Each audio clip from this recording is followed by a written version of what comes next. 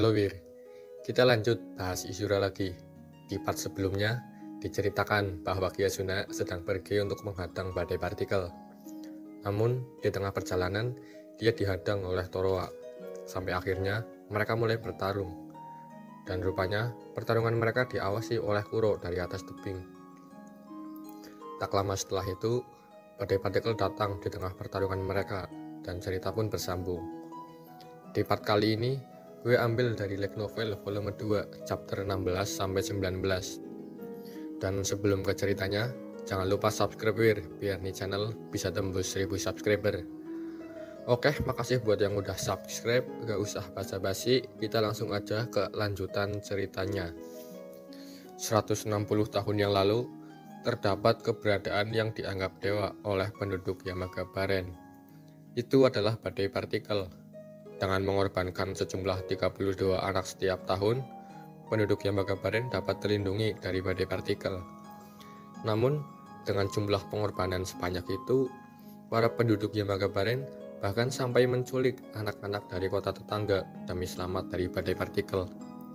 Di sisi lain, badai partikel sendiri sebenarnya tidak peduli dengan penduduk Yamaga Baren. Tujuannya meminta tumbal hanyalah untuk melihat para minyak itu menghancurkan diri mereka sendiri dengan mengorbankan anak-anak mereka. Badai partikel yang menghancurkan segalanya menjadi debu bukanlah fenomena cuaca. Itu adalah kemampuan seni kekuatan yang dimiliki makhluk itu. Kemudian, saat ini di jurang Gumana, badai partikel telah tiba. Gyasuna mencoba menjaga jarak dari badai partikel menggunakan kereta chariotnya. Melihat Gyasuna pergi dengan membawa pedang peledak, Toroa dengan cepat berlari mengejar Gyasuna. Dia melemparkan pedang Frost Venomnya ke arah Gyasuna. Namun, Master Steel segera merespon serangan Toroa. Dengan pelontar jetnya, dia menghadang serangan Toroa. Dengan cepat, tubuh galaunya mulai mengalami kristalisasi. Toroa kembali menarik pedang ajaibnya. Kemudian, dari punggung Master Steel, sebuah rudal meluncur. Rudal itu melesat ke arah Toroa. Namun, rupanya target utama dari rudal itu adalah badai partikel. Melewati Toroa, rudal itu menabrak badai partikel. Namun, tak terjadi ledakan karena rudal itu hancur sebelum meledak. Master Steel mencoba menyerang lagi dengan puluhan rudal. Namun, hal yang sama terjadi. Kemudian, sebuah bayangan raksasa mulai terlihat dari balik badai tersebut. Jadi begitu cara kalian menentangku. Sungguh menyedihkan. Suara bergema di tempat itu. Itu adalah suara dari badai partikel. Semua yang ada di sini adalah partikel yang tak berdaya. Keberadaan kalian hanya untuk menghilangkan kebosananku. Terus melaju menghancurkan segalanya, sang penguasa dan seekor burung, Atrasek si badai partikel. Dengan seni kekuatan skala besarnya, dia dapat menciptakan badai partikel yang mematikan. Saat Master Steel sedang menyerang badai partikel dengan rudalnya, Toroa mengambil kesempatan itu untuk membunuh Master Steel. Menggunakan pedang pembakaran dan pedang melolong, Toroa membakar bagian dalam golem itu. Bercampur bahan bakar pelontar jetnya, membuat golem itu meledak dan terbakar. Dengan tatapan tajam, kini Toroa menatap Gyasuna. Aku telah menghancurkan golem berhargamu. Sekarang adalah giliranmu, Gyasuna si poros. Menendang tubuh Master Steel yang tak bergerak, Toroa dengan agresif melompat ke udara. Dia menghunuskan pedang ilahi ke arah Gyasuna. Namun, sebuah senapan mesin dari kereta chariot menghalangi tusukannya. Menghindari tembakan dari senapan itu, kini Toroa mendarat di atas kargo chariot. Serahkan pedang peledak itu, kata Toroa sambil bersiap menebas Gyasuna. Namun, dengan tatapan tajam, Gyasuna berkata, "Kau pikir aku akan menyerahkannya? Dasar bodoh." Tiba-tiba dari belakang, sebuah tangan logam besar menyerang Toroa. Dia merunduk untuk menghindarinya dan menebas dengan pedang Frost Venomnya. "Menjauhlah dari Mama." Golem itu telah hidup kembali dan mencoba melindungi Gyasuna. Di situasi saat ini, Master Steel merasa panik. "Aku perlu mengalahkan badai partikel. Namun, aku juga harus mengalahkan Toroa." Tetapi, dengan separuh tubuhnya yang sudah terkristalisasi, Mas Teleksil kesusahan melindungi Gyazuna dari serangan ganas Toroa. Sebenarnya, Mas Teleksil bisa saja membiarkan dirinya terbunuh oleh pedang Frost Venom. Namun, dalam jeda sepersekian detik saat dia merekonstruksi ulang tubuhnya, Toroa akan dapat membunuh Gyazuna. Melihat badai partikel yang semakin mendekat, Gyazuna berteriak ke Toroa dari kursi kemudinya. "Hei Toroa, singkirkan golemku. Bajingan badai partikel itu akan mengejar kita. Kita kelebihan beban, sialan. Serahkan pedang peledaknya jika kau tidak ingin kehilangan nyawamu." Aku menolaknya. Melakukan apa yang diperintahkan oleh bajingan gelandangan sepertimu sama saja dengan mati. Aku, Gyazuna si poros, tidak tunduk pada siapapun. Pedang ajaib berbentuk sabit menembus tubuh Mas Teleksil. Mama, kini badai itu sudah mencapai bagian belakang kereta. Dengan pedang melolongnya, Toroa mengibaskan partikel debu menjauh dari kereta. Kontak langsung dengan badai partikel merupakan sebuah kematian instan. Gyazuna memperlambat kereta chariotnya yang membuat Toroa kesusahan mengibaskan badai yang mendekatinya. Di sisi lain, rupanya Mas Teleksil mengaktifkan seri kata. Kemudian, pasukan golem tercipta dari tanah dan bebatuan di area Gumana. Golem yang mampu membuat golem lain, Toroa terkejut. Pasukan golem menyerbu badai partikel dan meledak di dalam badai. Itu memperlambat gerakan badai partikel. Dengan senyum rasa senang, Gyazuna berkata, "Bagaimana kalau aku memberitahu kamu, Toroa, tentang kemampuan dari Mas Teleksil?" Singkatnya, dia bisa menghasilkan tubuh tanpa dasar jiwa dalam jumlah tak terbatas. Chariot golem terus melaju, menjauh dari badai partikel. Namun, golem-golem yang memenuhi ruang kargo mulai ke arah Toroa yang mengerikan. Toroa didorong ke tepi ruang kargo. Karena beban yang ditanggung kereta chariot, badai partikel mulai kembali mengejar mereka. "Apa yang akan kamu lakukan sekarang? Membiarkan golem tak berujung ini terus muncul dan terus memperlambat keretanya? Berencana untuk terus menahanku hingga aku kehabisan energi?" Sayangnya, Gyazuna, aku bisa terus mengayunkan pedang ajaibku sampai larut malam. Menilai situasi saat ini, Gyazuna mendecak kesal. "Sial, Mas Teleksil, hentikan peningkatan produksi golemmu. Kamu justru berubah menjadi rantai sialan yang melingkari leherku." Melihat Toroa, Gyazuna berkata, "Kurang ajar kau. Aku tidak berencana bunuh diri bersamamu. Serahkan pedang peledaknya." Malaikat maut itu mengulurkan tangannya ke kursi pengemudi saat dia bertarung melawan golem yang terus datang. Toroa mencoba membuat kesepakatan. "Aku berjanji, jika kau menyerahkan pedang itu, aku akan melawan badai partikel. Aku seharusnya bisa menggunakan pedang melolong untuk menerobos dan menembus anginnya. Tidak peduli betapa kuatnya tubuh utama di dalamnya, dengan pedang peledak, aku bisa membunuhnya. Karena aku, Toroa yang mengerikan." Namun, harga diri Gyazuna menolak tawaran yang Toroa berikan. "Jangan berani-beraninya menyuruhku." Chariot golem bergetar hebat. Kerusakan mekanis telah menurunkan kecepatannya secara signifikan. Badai partikel mulai menyerang rangka kendaraan. Tinggal menunggu hitungan waktu hingga badai partikel menghancurkan mereka. Kemudian, sebuah bayangan terlihat dari dalam badai tersebut. "Sungguh akhir yang menyedihkan," kata Adrasik.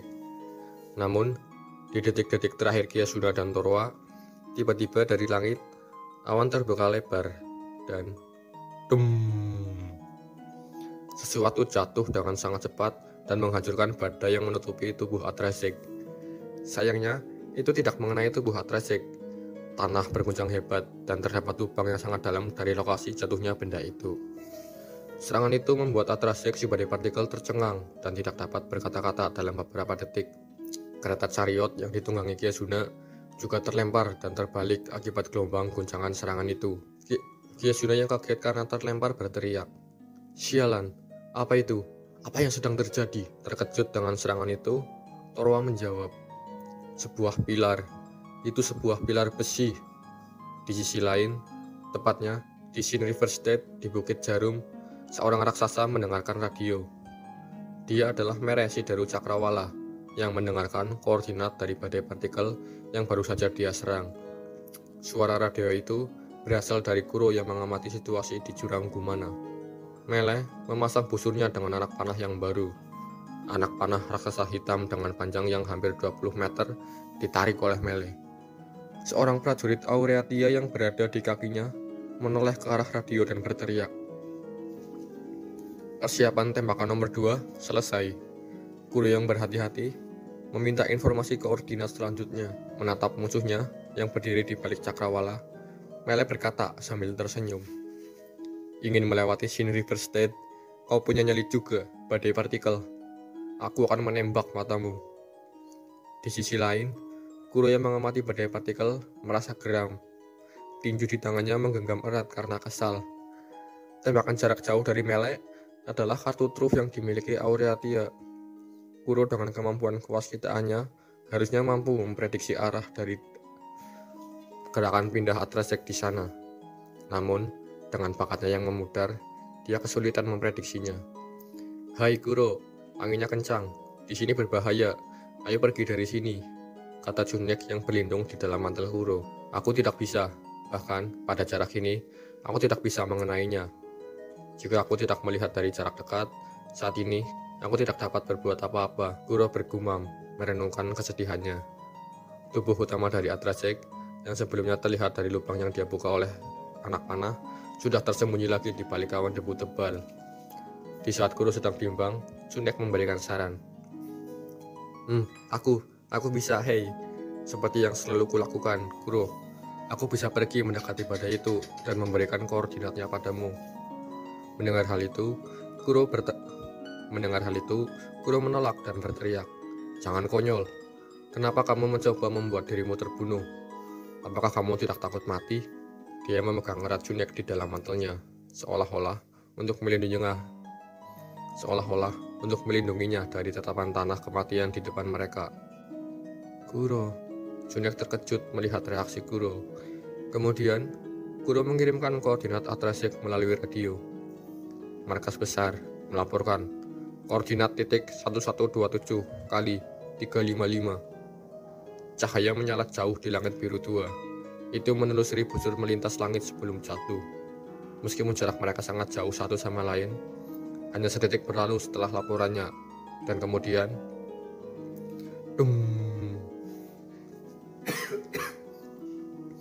mantel pasir Atrasek terkoyak.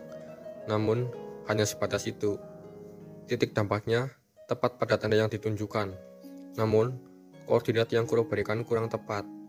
Melihat Kuro yang putus asa dengan kemampuannya, Junek khawatir. Kuro, kau tidak apa-apa. Yasuna yang mulai terjatuh akibat gempa meteor yang menguncang tanah diselamatkan oleh tangan besar Master Steel. Pokoknya, pertama-tama kita harus menghadapi Toroa yang mengerikan.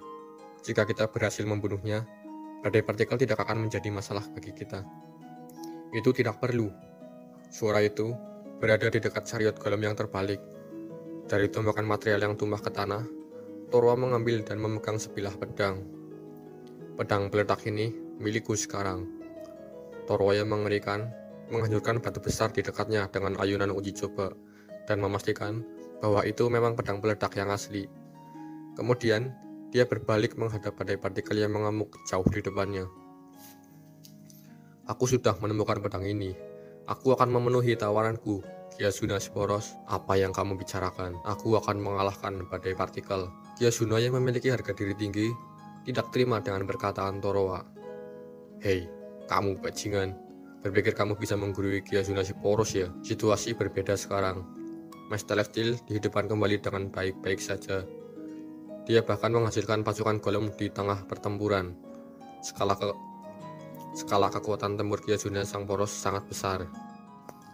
Badai partikel itu milikku, Mas Celestial. Bunuh mereka berdua. Baiklah, hahaha. Aku akan mengalahkan mereka berdua. Awasi aku, ibu. Baiklah, lakukan apa yang kamu mau. Tepat sebelum Toroa melaju ke depan, cahaya sekali lagi turun dari langit. Anak panah dari Mele telah melesat. Anak panah itu menghancurkan badai yang dibuat Atrasek. Dalam jeda singkat saat badai itu hilang, Toroa langsung masuk ke dalam area tersebut. Namun, Atrasek dengan cepat mengaktifkan badai partikelnya lagi. Toroa yang berada di dalam badai menghindari debu partikel dengan tebasan pedang melolong tanpa henti. Kemudian, dengan pedang jahatnya, Dia menembakkan paku besi sebagai pelacak keberadaan Atrasek. Kamu tidak bisa lari, badai partikel. Tidak dari dewa kematian ini. Lari katamu? Aku? Lari? Menyedihkan. Akan kujadikan kau partikel yang tak berguna. Torwa bersiap menyerang dengan pedang peledaknya. Namun, dari langit, tembakan anak panah raksasa jatuh di samping Torwa dan Atrasek. Guncangan dari serangan itu menghempaskan Torwa ke belakang hingga menabrak batu. Akibatnya, Torwa muntah darah dan perutnya robek tertancap batu. Atrasek juga terkena dampak yang sama, namun dia dapat bertahan dari guncangan itu. Torwa mencoba berdiri dengan terhuyung-huyung. Melihat Torwa yang sekarat, Atrasek berniat menghantam Torwa dengan ekornya ke tanah. Namun, sebelum dia melakukan itu, di dalam badai partikel, suhu menjadi sangat panas seperti terbakar. Suara jeritan keluar dari Torwa karena api yang berkobar di dalam badai. Atrasek juga merasakan hal yang sama seperti Torwa. Rupanya, dari luar badai, Master Steel menyemburkan api napalm dari bahunya. Sebuah HP mikrosubkotan yang cocok untuk udara kering di dalam badai partikel. Mati dalam kesakitan, rasakan kebencian orang tua dari anak-anak yang kamu bunuh dan matilah, badai partikel, teriak Hyasuna. Dengan teriakan Atrasek, pasir dan debu yang membentuk badai partikel menghilang. Setelah badai partikel itu menghilang, terlihat Torwa dengan penuh luka jatuh berlutut. Namun, Atrasek tidak terlihat. Rupanya, dia masuk ke dalam tanah. Melihat hal itu, Hyasuna mendecak. Cih, kenapa dia bisa bergerak? Dengan rasa sakit sebanyak itu, seharusnya membuat dia pingsan. Di sisi lain, Tsunek dan Kuro juga melihat pertarungan mereka. Tsunek berkata, "Kuro, ayo kita lari." Kuro memuntahkan darah dari mulutnya. Dampak dari mengawasi pertarungan badai partikel dari dekat membuat Kuro menghirup debu partikel dari Atrasek. Kuro mencengkeram tanah, mengeluarkan tetesan darah. Aku tidak bisa melihat apapun. Tidak ada sama sekali. Semuanya hitam. Kuro putus asa. Dia duduk membungkuk meratapi batas kemampuannya. Hai, Kuro. Semuanya akan baik-baik saja. Mari kabur. Diam. Jangan katakan apapun. Sialan semuanya. Melihat Kuro yang sangat depresi, Tsunek mencoba menenangkannya. Tidak apa-apa, ulang Tsunek. Pasir di bawahnya mulai bergerak lagi. Atrasek telah menyelam ke dalam tanah. Kuro, kamu sudah melihatnya selama ini. Aku dapat memberitahumu. Bagaimanapun, kamu memiliki kemampuan kewasitaan dan dapat melihat segalanya.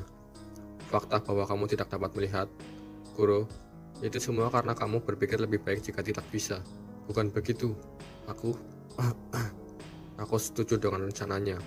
Mendalami perkataan Tsunek, Kuro mungkin dalam alam bawah sadarnya merasa bahwa panah melek tidak boleh mengenai Atrasek. Itu dikarenakan selain dirinya yang mengawasi pertarungan, sebenarnya ada beberapa orang lain yang juga mengawasi pertarungan di sana. Seseorang ada di sana, ditugaskan untuk menyingkirkannya setelah serangan melek dipastikan berhasil, ketika dia tidak dibutuhkan lagi. Sejak awal, Aureatia berencana menghabisi Kuro setelah mereka memanfaatkannya. Kemampuan kewaskitaannya adalah ancaman yang dapat membocorkan setiap rahasia mereka.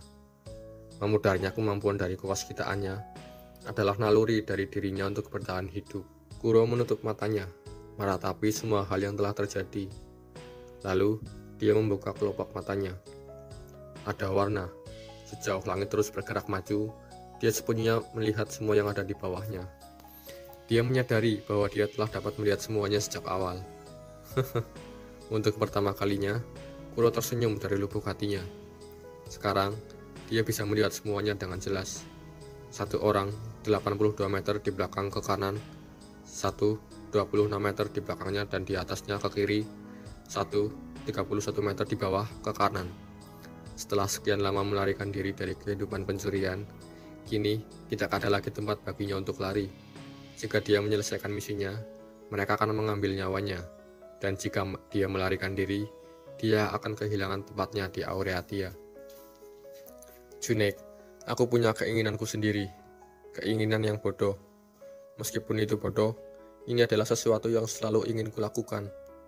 Tidak, teriak Junek sambil meneteskan air mata. Meleh, ini koordinatnya. Ini akan menjadi yang terakhir. 1360 kali 628. Dia berteriak ke radio. Panah meteorit itu jatuh. Dan dum.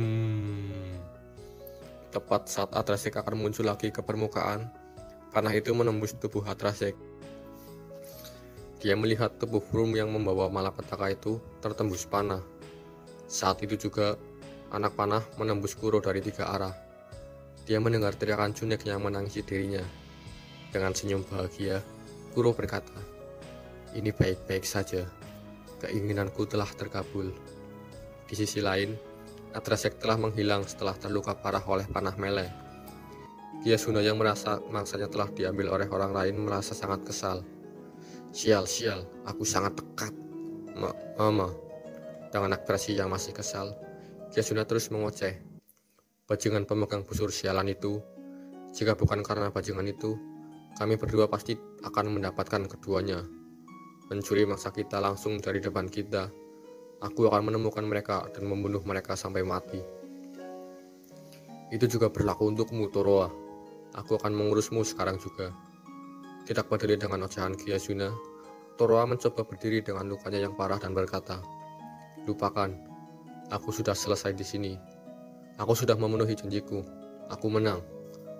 Tidak mau mendengarkan alasan Toroa, Gyasuna ingin melampiaskan kekesalannya ke Toroa. Pembicaraan besar dari seorang bajingan yang siap mati. Atau mungkin kamu pikir kamu bisa membawa pedang itu ke akhirat? Kau sendiri yang berbicara omong kosong. Apa kamu tidak tahu?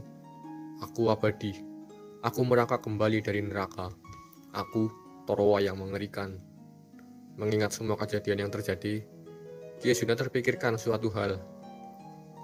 Izinkan aku bertanya padamu sebelum aku mengirimmu kembali ke neraka, Toroa yang mengerikan. Wajah wanita tua itu berkerut karena tidak senang. Kenapa kamu menepati janjimu? Pertanyaan bagus. Siapa tahu. Gyasuna berpikir, apa alasan Toroa bertarung mati-matian hanya untuk memperebutkan sebuah pedang peledak. Namun, di tengah lamunannya, Mas Celestial mengucapkan terima kasih ke Toroa. Toroa, terima kasih. Tidak paham dengan perkataan gelem itu, Toroa bertanya, kenapa kamu berterima kasih padaku? Kamu telah membunuhku. Tapi aku tahu, Toroa tidak melakukannya. Membunuh. Mama. Hahaha. Kamu pria yang baik, Toroa. Kau salah. Dengan badai partikel di belakang kita, aku tidak bisa membiarkan Gyasuna mati. Ketika mereka bertarung di Cargo Chariot Golem, Toroa bisa saja membunuh Gyasuna dengan berbagai cara. Mas Celestial juga menyadarinya. Bahkan, pada saat-saat tertentu, dia tidak bisa bergerak. Melanjutkan pertanyaannya, Mas Celestial bertanya lagi ke Toroa. Lalu, apa itu? Serangan artileri itu? Bajingan di belakang mereka bekerja sama denganmu? Dengan mata serius, Toroa berkata, jangan bodoh. Kau tahu itu tidak mungkin benar. Di tengah pertempuran, ada seseorang yang mengawasi kita. Mas Celestial juga merasakan hal yang sama dari radarnya. Menilai situasi saat ini, Gyasuna berkata, jika kamu menangkap sesuatu di radar, beritahu aku secepatnya. Jika ada orang idiot yang benar-benar memperhatikan serangkaian serangan itu, bajingan Aureatia ya. Apapun masalahnya, tanyakan saja pada mereka. Kau tahu apa yang harus kau lakukan pertama kali kan, Mas Celestial? Kemudian, setelah beberapa obrolan, Mas Celestial dan Toroa berencana melanjutkan pertarungan mereka. Gyasuna juga bersiap memegang senapan mesin di tangannya. Tepat saat mereka akan mulai kembali pertarungan, terdengar teriakan. Seseorang, kemarilah, tolong, Kuro, dia sekarat. Suara itu berasal dari seseorang yang sedang terbang turun dari langit. Dia terlihat seperti burung kecil, terbang di antara kebuntutan 3 orang itu. Dia adalah seorang gadis homunculus kecil dengan sayap di lengannya. Burung, seekor burung kecil ada di sini, Mama, teriak Mas Celestial sambil menunjuk gadis homunculus itu dengan kagum. Waspada dengan segala hal yang akan terjadi, Kiasuna memperingati golemnya sambil mengamati gadis kecil itu. Jangan sentuh itu, Mas Tekstil. Harpi, oh, homunculus ya. Apakah seseorang sengaja membuatmu terlihat seperti Harpi? Pasti dia adalah Raja Iblis dengan selera yang aneh. Mencoba memahami situasi saat ini, Torwa berkata, "Tunggu." Torwa menyarungkan pedangnya dan berjalan menuju gadis muda itu. Kiasuna menurunkan senjatanya dengan bunyi kesal di lidahnya. Master Steel juga berlari menuju homunculus itu. Setelah Torwa mendekat dan menurunkan pedangnya, dia bertanya ke gadis homunculus itu, "Ada apa? Apa itu Kuro? Jika Kuro mati, apakah itu buruk?" Namun, dengan rasa panik, gadis homunculus itu menjawab, "Di depan, ada perkemahan Aureatia. Tolong, bawa Kuro ke sana." Untuk mencoba dan membantu semua orang, dia, tolong, selamatkan dia. Meskipun kata-kata Junak tidak menjelaskan apapun, namun, Torwa berhasil menyimpulkan sesuatu. Hal itu adalah bahwa pengintai yang dia lihat mungkin adalah si Kuro ini. Melihat ke arah tebing asal dari Junik terbang, Torwa pergi ke tempat itu. Setelah sampai di sana, dia melihat seorang leprekon sedang sekarat. Dia berjuang untuk melindungi daerah berpenduduk. Dia melakukan hal tersebut hingga membuat dirinya terkena bencana. Dia berhak untuk diselamatkan, teriak Junek sambil meneteskan air mata. Kiasuna dan Max Celestial yang baru sampai di atas tebing menjawab dengan wajahnya yang dikisutkan. Wow, itu menakjubkan. Betapa gagah beraninya. Sepertinya aku peduli. Jangan marah. Tolong, jangan marah. Jadi, Kuro, dia sangat penting. Dia orang yang paling penting bagiku. Jadi, tolong, selamatkan dia. Air mata mengalir dari mata homunculus kecil itu. Tangan bersayapnya tidak mampu membawa Kuro. Aku akan menggendongnya ke sana di punggungku. Seberapa jauh kam pelatihan Arotea di depan? Jawab Torwa. Mendengar jawaban Torwa, Junek sangat senang. Akan kutunjukkan padamu. Aku akan membawamu ke sana, tempat pos pemeriksaan. Saya ingat di mana itu. Mendengar percakapan penuh harapan itu, Kiasuna memotong percakapan mereka dengan nada yang tidak enak. Saat sampai, itu sudah malam. Tidak, saya punya ide. Menekat maut sambil berjalan ke tempat Kuro, dia berkata, "Kami tinggal menggunakan kendaraanmu di sana, Kiasuna." Apa? Kiasuna terkejut. Dia tidak pernah berpikir akan menggunakan kendaraannya untuk menolong seseorang. Dengan nada kesal, dia berteriak, "Kau pikir aku akan setuju dengan rencana buruk seperti itu? Aku akan menghajarmu sampai babak belur. Aku mengerti. Aku tidak akan memintamu melakukannya secara gratis." Torwa berhenti berjalan. Dia menancapkan salah satu pedangnya yang tersihir ke tanah. "Aku akan memberimu pedang peledak sebagai gantinya." Kau? Kiasuna tercengang hingga tak dapat berkata-kata.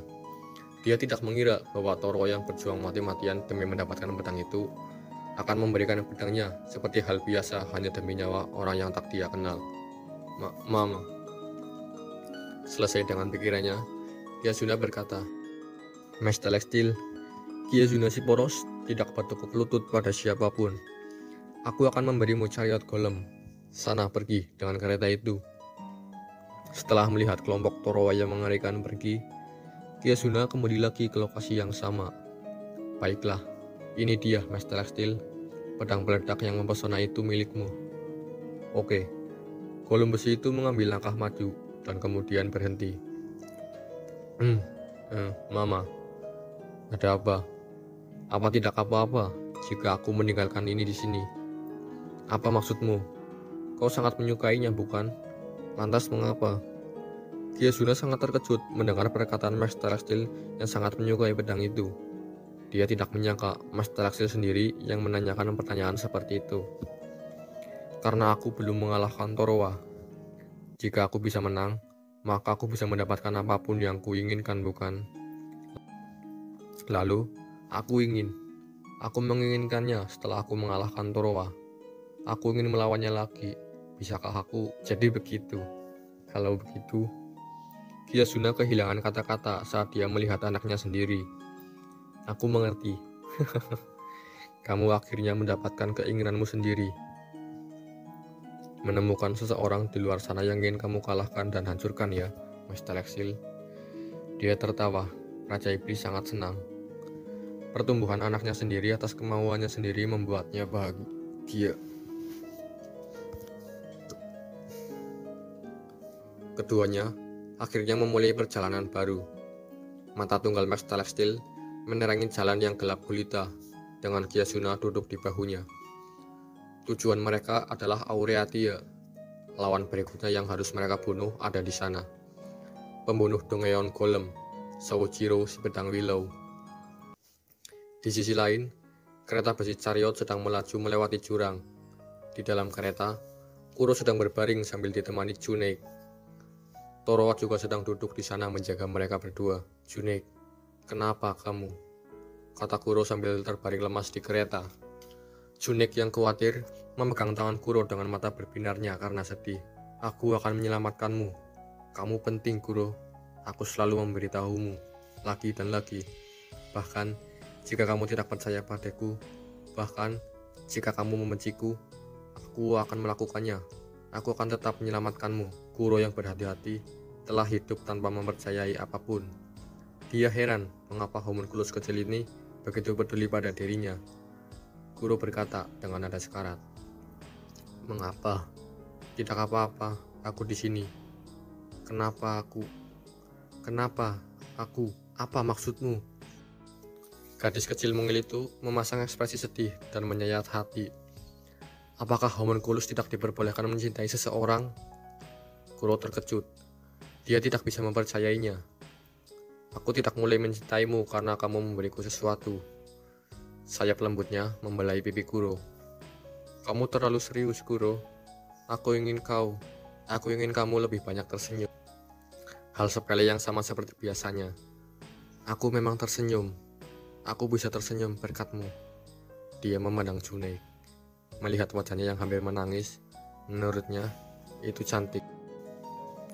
Di sisi lain, di balik bayangan di tebing gumana, terdapat beberapa sosok hitam misterius terlihat. Mereka sedang membicarakan sesuatu. Kami telah mendapatkan pedang peledak. Apa yang harus kita lakukan? Serahkan pada loyalis kerajaan lama di kota Togi. Katakanlah, para pengintai yang menyingkirkan Kuro yang berhati-hati berasal dari loyalis kerajaan lama. Pedang ajaib juga ditemukan di sana. Dari sudut pandang Aureatia, itu akan menjadi bukti yang tak terbantahkan. Ya. Tetap saja, saya tidak menyangka sang deru cakrawala akan muncul. Aku sangat kaget. Aku kira rangku akan copot. Jika mereka terpaksa menyergapnya di daerah perkotaan, kami juga tidak akan bisa membakar sisa-sisanya. Nona kami memiliki mata yang tajam. Ini berarti Aureatia benar-benar tangguh, bukan?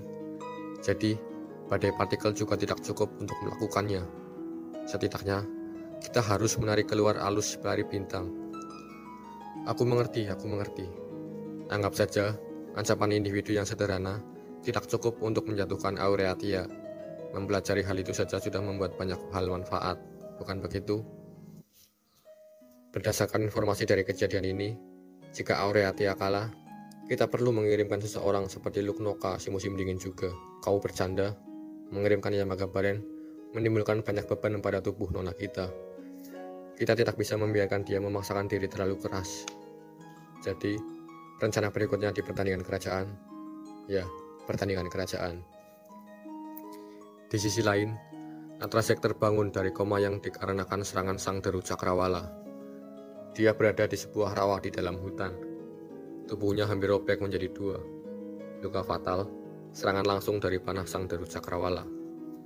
Dia tidak mampu menggerakkan tubuhnya 1 inci pun.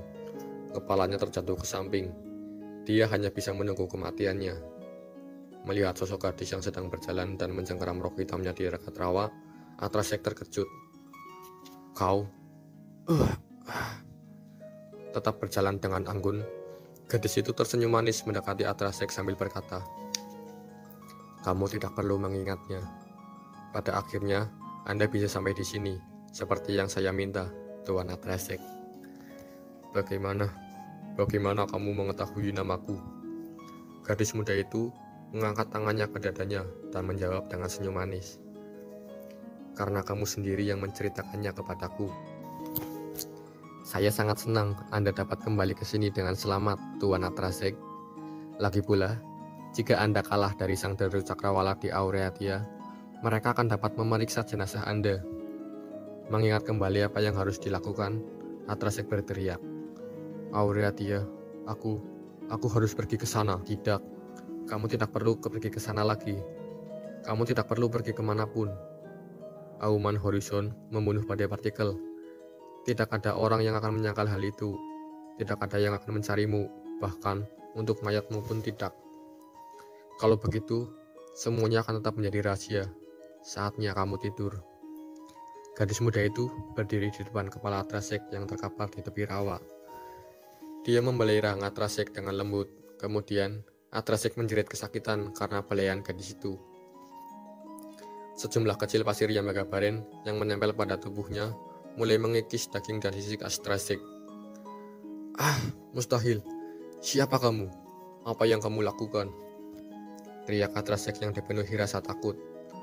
Kemampuan mengendalikan partikel pasir seharusnya hanya dimiliki olehnya. Namun, gadis muda di depannya dapat menggunakan kemampuan itu. Tolong, selamatkan aku. Aku hancur. Tak bisa bergerak dan hanya bisa berteriak ketakutan menunggu nasibnya. Dia tidak bisa melawan balik gadis itu. Saat Atrasek sudah diam kematian, kini gadis itu berkata, Nona Ani, gadis yang dikorbankan. Kamu mengubahnya menjadi partikel dan memakannya, bukan? Itulah sumber penularannya. Tolong aku. Atrasek benar-benar ketakutan. Takut pada monster yang menjauh melebihi badai partikel itu sendiri. Takut pada keberadaan vampir yang telah mengubah dewa seperti dia menjadi boneka budak. Linaris si Obsidian mulai pergi.